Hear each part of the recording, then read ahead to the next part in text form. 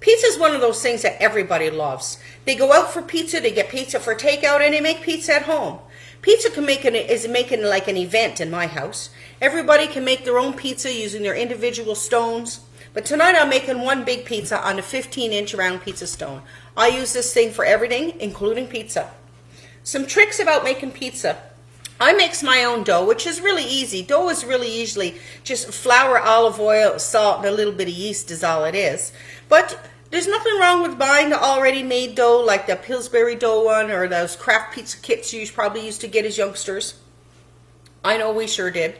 So the trick though with making pizza is pre-cook that dough for a few minutes, about 12 to 15 minutes.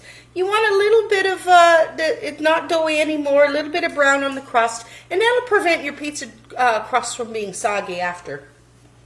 The other trick is to make sure your vegetables are nice and thin. How I make them thin is with the Pampered Chef, it's a piece of pepper out of there, with the Pampered Chef Simple Slicer. We're going to set them on one, and we're going to slice our mushrooms.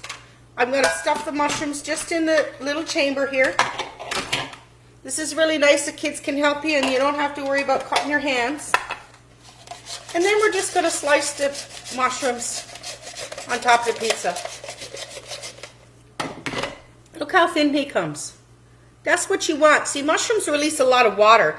And if you don't do this with mushrooms, and they release too much water, your pizza's going to be soggy, and you're going to bite into it, the mushroom's going to go that way, and the cheese is going to go that way, and nobody wants that.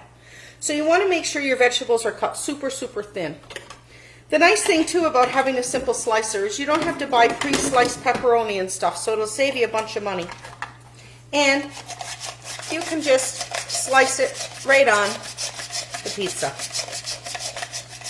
It's nice if you don't have a lot of prep room in your kitchen for slicing all this stuff and cleaning up the mess. You just slice it right on top of your pizza and be done with it. So I'm going to finish putting my vegetables on. See, I got the slices of onion now. Those are beautiful. And then we're going to finish off with our cheese. Yes, my dear, the cheese goes on top. Doesn't go on the bottom with all the stuff on the top. It goes on the top. That's where it's supposed to go. And we're going to add a little bit more cheese to that. And I'm going to use the Pampered Chef grater. I got to get some more cheese. I've already had some grated here. I'll be right back. Now the trick to cheese, especially if you're using soft, real, fresh mozzarella, is to put it in the freezer for a few minutes before you go to use it. It'll make it way easier to grate.